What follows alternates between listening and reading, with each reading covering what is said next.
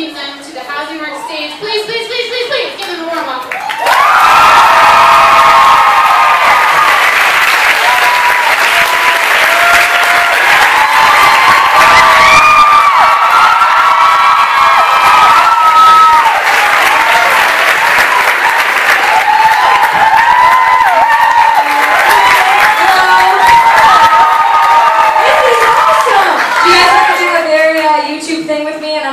Just do a sweeping pan. Yes, we do. Okay, great. Okay, guys, ready? My phone's about to die, so this will be. Oh, hello, me.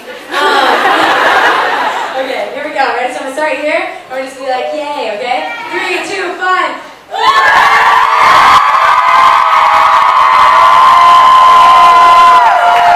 Flex, great. Thank you so much for the event. Good night.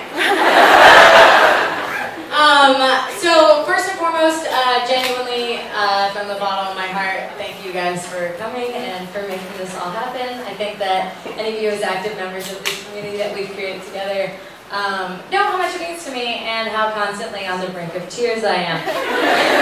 Especially tonight. How many people here were at that the first Housing Works event that was August 17th, I believe, almost 3 years ago? Anybody? Nobody? I said, you!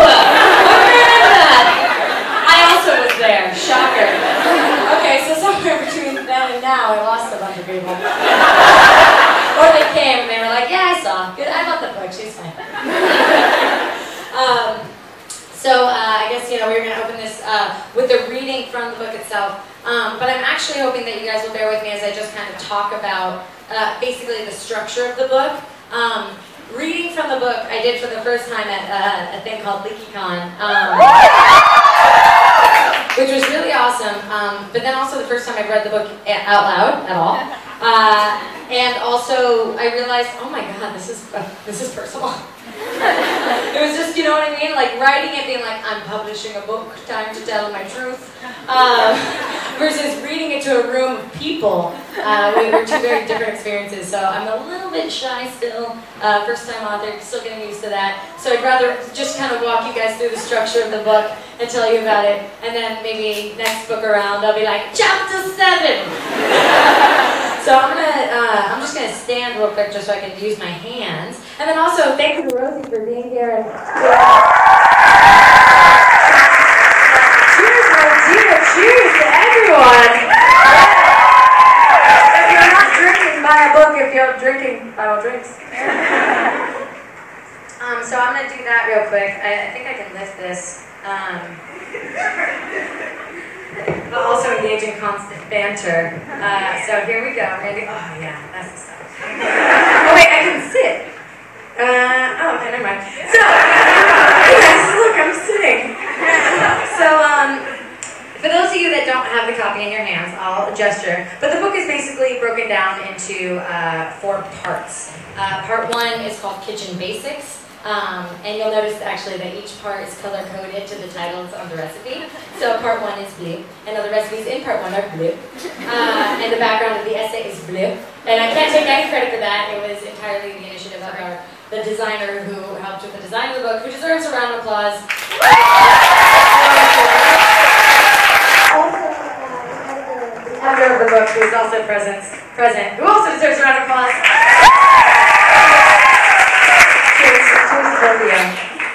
For making this possible. So each thing starts with like a personal feelings essay. This Kitchen Basics is about childhood-ish and cooking with the ingredients that life gives you. So that's the essay that opens it, and all the recipes therein are, relating to that purpose. So the book actually, when you read it from cover to cover, when you do, does have a narrative thread or like a structure that you can follow. Structure, again, thank you, Brittany. So you'll get something out of that. Also, you can just flip through a page and be like, joy cooking, woo! Part 2 is called Adultolescence, which I believe is your amateur adulthood, the time between, I'd say roughly 21 and then 60. Thereabouts.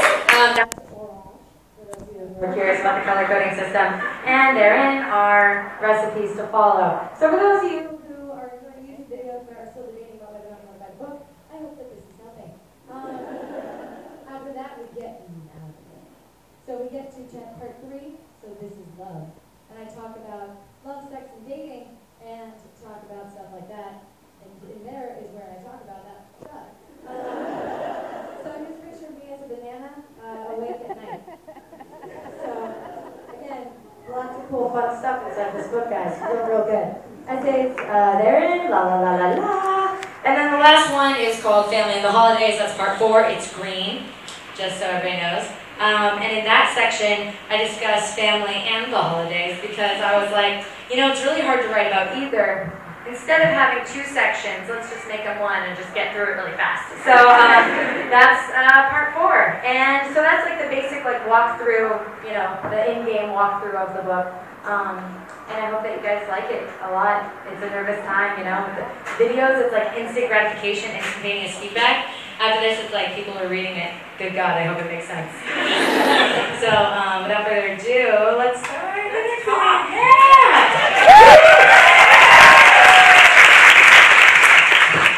Well, first I want to say congratulations.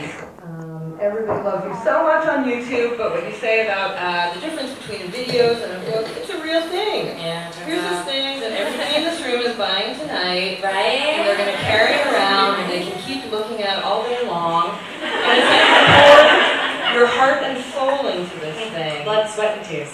So I feel like the very least I can do, because I'm actually still a working bartender, I don't want you to lift a finger. I'll take care of pouring your wine tonight. I know I don't have to card her. Some of you in the audience, not going to happen. So you know. I can tell. I've been petting bar a long time. But let me take care of pouring your wine. You can do the water. Okay. You're like, I'm going to fill your glass. I'm like, cool. Water's not my business. I mean, I'm not against water. I just want to make that clear. But I'm glad you talked about the structure of the book, because I really thought it was an interesting structure. Like all of these different sort of major phases of life, which I believe includes setting up one's kitchen, choosing a good knife, knowing that it's helpful to have a cutting board around, that kind of thing. That's all good. Adulthood is weird. Adulthood is basically about like caring about your furniture all of a sudden. Like I got posters for the first time in my life because I liked my coffee table. And I was like, who/what am I? So true. When you have your first non-IKEA couch, it's a big deal. Suddenly you're like, you know what? No shoes, actually. The free couch you get in college, you're like, honestly, I put on a coat before I sit down. Otherwise known as the bedbug ranch. Yeah. Sorry. Sorry, everybody. But I loved every section, but I think the one that got me most, and maybe it's true for some other people in the room, is adolescence. And I'm glad that you acknowledge that it has such a long span. But I feel like the beginning of that phase, the 20s, and I think there are a lot of people in this room in their 20s. Wait for the striped shirt. Okay, a bunch of you are in your 20s. It's a weird time. Yeah. We're sorting a lot of shit out. Yeah. So I want you to talk about that a little. Well, I feel like what's strange about the 20s, or at least as an American in your 20s, is that people have this truly unrealistic expectation that you have anything figured out, and yet give you no tools to figure it out with. You know, and I know that this is true, like spanning generations and eras and that sort of thing. But you know, for me and a lot of my friends, when we graduated college, it was 2008, 2009. 2010, like right. Oh my God, I'm ancient. Go ahead. That was right when like the recession hit, you know, and that recession, exactly. That's what I'm saying, though. Exactly. Yeah. You know? And so like there were a lot of people with this sudden like overeducated, underemployed like class of people that went out to the working force, and I'm grateful for the internet because history will not ever repeat itself in the same way in a post-internet world, you know, because you know, throughout time, things happen again and again and again, and like generations pass and this and that. But now we have the internet, and we can see what's happening all the time. And I've gone totally tangential. But anyway, sorry, it's a thought for a different day. But yeah, I don't think that anybody should ever have something figured out, because imagine how boring life would be if you were working for a singular physical goal. I can't even imagine. Like the depression you fall into right after you publish your first book. It's very real. It's very real. I know, it sounds like the worst problem in the world, right? You're like, oh my God, I accomplished accomplished what I thought I would be hoping for my whole life. What are I? Which is, it's really wonderful though. Yeah, it is, but there is terror attached to it. But well, I mean, from my own perspective here, not for everybody. But this long adolescence phase, I feel like part of what you're suggesting here and in your videos is that food and nourishment and entertaining people is really important when we're going through this stuff. Oh, absolutely. I love food. No. I love food. Yeah, it turns out I love food. A lot.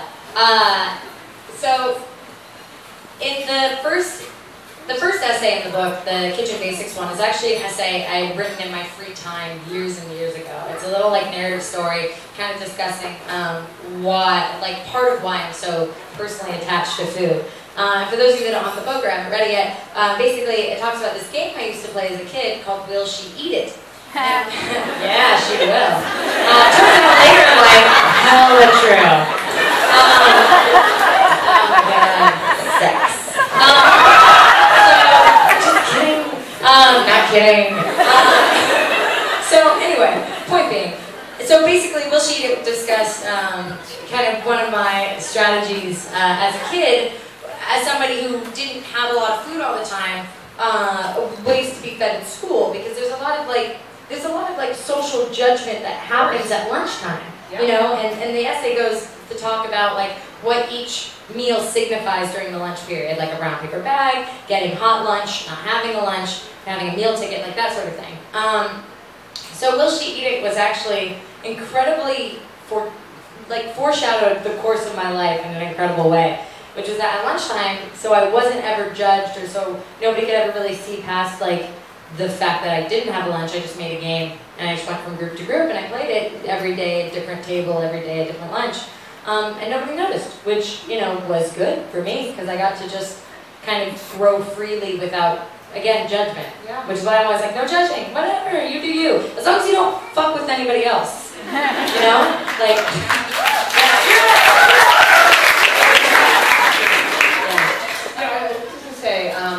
you be you, as long as you don't fuck with anyone else. To me, like that perfectly bears out why I think of you, and I think other people think of you, as kind of a potty mouth Zen master. Culinary Zen master. I think advice is easier to take when it's coming from someone who's had a little bit to drink. Yeah. You know, as a bartender, and who has a foul mouth. Yeah. Because, like, honestly, they say that people who swear are more truthful. Totally. But it's true. Isn't that crazy? But as, like, a bartender, I feel like, you know, when people, from the outside, from the people who are not in this room, my drug kitchen seems like a very singular thing. It's like, oh, here's a person who gets wasted and is an asshole and an idiot, and they make messes, and you fall down. You know how many times people have been like, do you puke on your show? And I'm like, no! No, we edit that out. Yeah. I'm like, no. But no, I mean, I don't, because I love myself.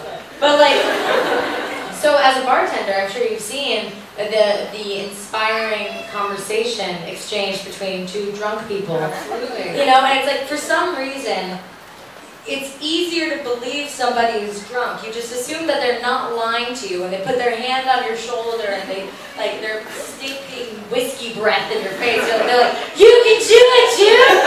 Just quit your job! Just quit your job! You're like, I should quit my job. You know, and you get it. You're like, yes, God, yes, why would you lie to me? So my drunk kitchen is that in my mind. Yeah, it does feel kind of like being with a really good bartender who's not afraid to dispense a little Or advice. ruin your cocktails. Well, we try not to, but we're going to get to that. But yeah, I mean, there is that whole in vino veritas thing. Just a little loosening up. Not like abject, miserable, vomiting drunkitude, but a little loosening up. You can say things you might not otherwise say. Maybe I wonder if it's that when people, like, I wonder why people feel inhibited to encourage other people blindly. You know, like, if somebody ever tells me a goal, I feel like my gut instinct is to say, yeah. Because I don't know what they can and can't do. And I have absolutely no place to be like, are you sure? Like, that sounds hard. Like, no. It sounds like, whoa, that sounds hard. Good job. know? It's just like, oh yeah, it sounds like you're gonna have to do something incredible. And that will encourage people to do incredible things more often than not. Yeah, at the same time, I mean, I feel like implicit in saying, yeah, throughout the book there's this kind of you can do anything thread. And I feel like, you know, you've been a really great example of that. But let's get to this messing up cocktails business. Because I love in the book how a cocktail can be a beer, can be a glass of wine. Beer! Well, it's because, you know, like publishing, they're like, can you do drink pairings? And in my head I was like, no. And on the outside I was like, a cocktail can be a beer. In the first episode, it was wine stolen, appropriated from your sister, I think. I think stolen. Stolen is okay to say. We're not going to do euphemisms here. It is her favorite effervescent red. An effervescent red. Let me pour you a little more of this. Yeah. By the way, guys, I don't know if you know this because I never really talked about it, but every single recipe up until the last couple of weeks where I've started like cooking from the book is never before seen. Yeah, these are new. They're all new because I'm not going to give you guys 100 recycled episodes of My Drunk Kitchen. Every single recipe in this book has not been on the show, and that was a very purposeful choice. DJ remix. He was leaving. My favorite is probably your very ingenious twist on the Scotch egg. On the Scotch egg. Oh, the Scotch egg! I love the Scotch egg. Yeah! Do you guys know what a Scotch egg is? If you don't, look it up. In the book it's a little different. But I often feel kind of proud about being democratic about drinking and not being a snob about drinking, and I just want people to have pleasure. Like, don't drink something if it's not going to make you happy. Don't drink something if you don't like it. So I feel pretty democratic, but I have to say you way outdo me in the drinking democracy thing. Well, I would say that it extends to, you know, kind of that saying, you be you, but don't, you know, you do you, you be you, don't fuck anybody else up. That includes yourself. Yeah. You know, it's you do you, don't hurt yourself, don't fuck yourself up. And drinking, it's so funny because it's so funny to be attached to the brand, quote unquote, of drinking. Because I'm not, as we were kind of talking about a little bit earlier, today I was on Good Day New York, and they kept asking,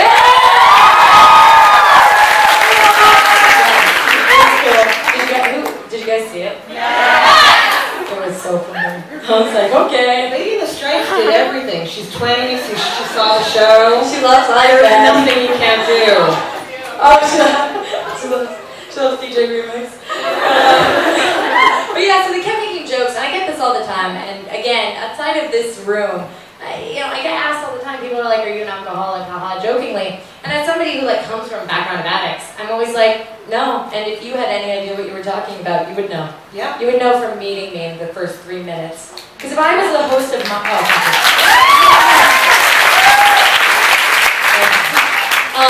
but yeah, it's true. I really don't like to make jokes about alcoholism. Yeah, sure. Real, crippling, life-threatening disease that afflicts certain people. And absolutely. It's sad, and I hate. So that's the one thing. It's like I'm in the beginning of all this, back when I was still like fighting against it in a weird way. I just was so afraid that I would be labeled as this thing I wasn't, and maybe part of me was afraid that I would fall into that too. Mm-hmm. But obviously, as a deeply paranoid person, I haven't. I'm like, 2 is enough. By 2 I mean 2 bottles. But yeah, so at that time, I was kind of really pushing back against my drunk anything a lot. Yeah. And then I guess I kind of grew more self-confident, and I was like, you know, you got to play the game to change it. So it's like, sure, call me a drunk all you want, and I know in my heart that I'm not. But now we're having a conversation. Absolutely, you know? and I think knowing yourself and sort of checking yourself. You know, check yourself before you wreck yourself. It's the thing when you write about drink. You sometimes have to pull back and say, you know what? I also have to write about drink, so I kind of have to be sober for that sometimes. Yeah, you have to like pull back and look at yourself and be like, are we good? We're good, right? And if there's no response, like, we're not good. We're gonna be like, we're good, dude. Okay, we're good. Yeah. So I have a couple more questions. I know people here are dying to ask you questions, and I really want to give them time to do that. So there's just a couple more things I really want to talk about, and one is brunch. Brunch. I love your quote from episode 6. Yeah. How brunch is where people go to complain about problems that aren't really problems. Man, yeah, dude. People like My Dream Kitchen episode 6, Brunch, was arguably one of the career-changing moments. Like, episode Brunch 1... is very emotional. Apparently! Like, episode 1 was like, the fuck? Okay, well, I'm gonna try to do this thing. But after episode 6, I was interviewed by Time. And after that, I was like, I'm gonna fucking quit my job. Not because of financial security and any shred of the imagination. It was because I was like, holy shit, maybe Time knows something I don't. So I quit my job and started couch surfing and just started, you know, pouring all my money into like the things I had to do, and then this. Yeah. But yeah, brunch really resonated with people. But I can't help but wonder if brunch seemed to change the game only because people in positions of game-changingness and power go to brunch all the time. Oh, it's a sinister cabal of brunch goers. Don't become a brunch goer yourself. I've since kind of stopped going to brunch. Yeah, you kind of convinced me. Like, no more brunch, I'm done. I was sleepy after brunch. I was like, I'm tired.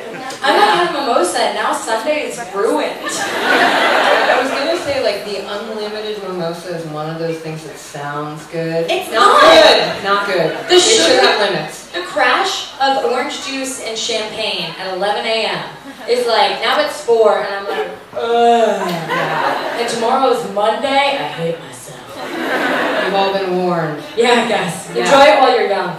At 27, no more brunch. Yeah. Unless brunch is in the comfort of my own home. And brunch actually just means Battlestar. Yeah. No, I do think brunch is best at home. Have brunch at home. Make something nice. Take a nap. Take a nap. Then the shower. Read a book. My book. Fantastic. So one question, one of these like perennial questions that people in all kinds of business and all kinds of writers get asked, but I especially wanted to ask you, if you could arrange a dinner party from all history, if you could pick like 4 people from all time to invite to dinner at your house, who do you think they might be and what would they eat and drink? Oh my god, well, this is like a really long question. Hooray! Okay, let's start with who do I think they would be. I would invite, probably, you know, honestly, I'm going to say Cleopatra. Nice. I'm going to say Queen Elizabeth first. And then I'm going to say Hillary Clinton. I love her. And then somebody like throw it off. We're all very political at this point. Yeah. All of history. Patrick Stewart. I know Patrick Stewart, like, oh man, I think he's my real dad. I don't even know. Like, Jean-Luc Picard, literally, you know, if I ever met Patrick Stewart, which is like a lifelong dream of mine, I would cease to function. I'm going to tell you a story later, off stage. Oh god, please don't. It's all good. It's all good, right? It's good, I hope. It's good. It's good. Guys, that's the thing about, like, the more you get, like, wow, I'm closer to the thing, then you're like, oh my god, they're just a person. And they're like, no. So maybe I'll never meet Patrick Stewart. People are weird. Except you! Yeah, exactly. But what would they eat and drink? No idea. I just am not good at food and drink at all. I mean, guys, have you seen the book? Peanut butter and jelly and potato chips. That sounds good. That's menu right there. It tastes like Chinese food. It really does. It's like salty, sweet, crunchy.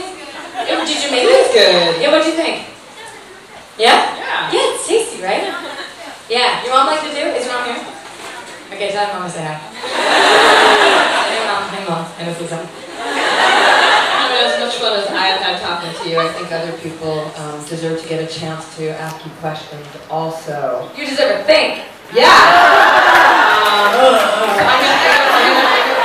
hands, like I'm looking for boats in the harbor of New York City. Okay, I see a really assertive hand back there. I see it yes. too. And underarm, that was good, very clean, nice. Go ahead. Wonderful. The question is, she wants to know if I am planning to come to France. And the answer is oui. Je suis américaine. Je m'appelle Hannah Hart. J'habite Los Angeles. Je t'aime. But yeah, I'd love to go to France. And really would. I'd love to go. So yes, one day I hope so. In the immediate future, not at the Mo, but you know, anything can happen. Right here. Yeah. Oh, whoa, whoa, whoa. I'm trying to be famous. Yeah. Were there any like recipes that like you tried and you were never really discussing Ah, great question. So the question is, were there any recipes I tried but then turned out to be disgusting? Yeah. For one, and I'm sure you guys have probably heard this before, but I went on tour last year, and it was awesome and amazing, incredible. And thank you. Are there New York volunteers here? Anybody from New York who volunteers? Yeah. Fuck yeah! Bra, bra, bra! Thanks, guys. Did you guys get membership cards yet? You did? You got your membership cards? Yeah! Sorry. I'm just saying, guys, we're doing it. We're actually doing a cool volunteer thing. If you want to get in on it. It's awesome. You want to talk about food banks a little? Food banks are the best. Yeah. Yeah, no, Your volunteers have been helping out with those. Oh, awesome. So really, I think that acts of service, and I'll just do my umbrella statement on this, which is that any act of service is a good act of service. You know, so it doesn't have to be food banks. It doesn't even have to be volunteering at a designated thing. It could be service. You can go volunteer by yourself at an like home for the elderly for an hour, and that counts as far as I'm concerned. It's just creating this idea that the act of doing something improves your world and like the worlds around you and your immediate worlds. Like I know for me, I was so hung up on which charitable thing to do. It's like, well, I can't volunteer because there's so much need, and that always held me back.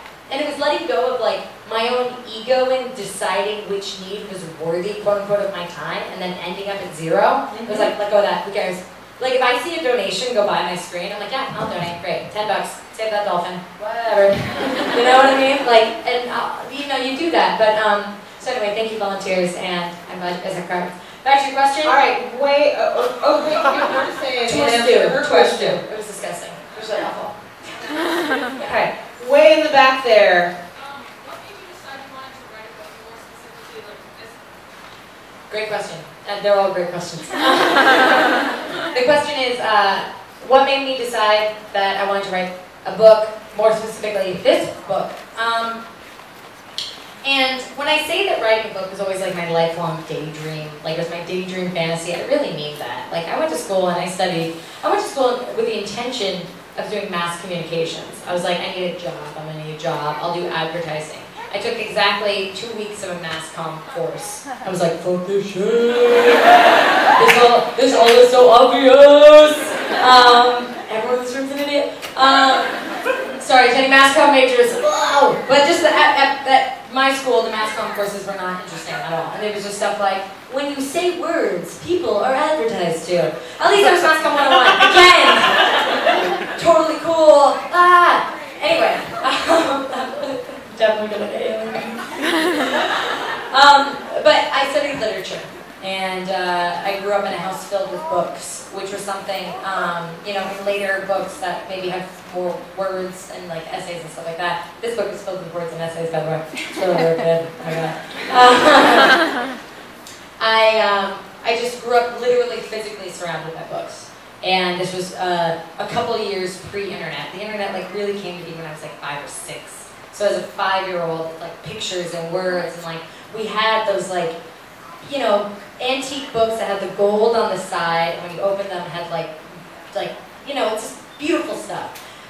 So writing a book always seemed like the pinnacle of achievement to me. And I know that now a lot of people write books as this like marketing tool to like further like gain any other media endeavors that you have. But I promise you that is not what writing a book has meant to me.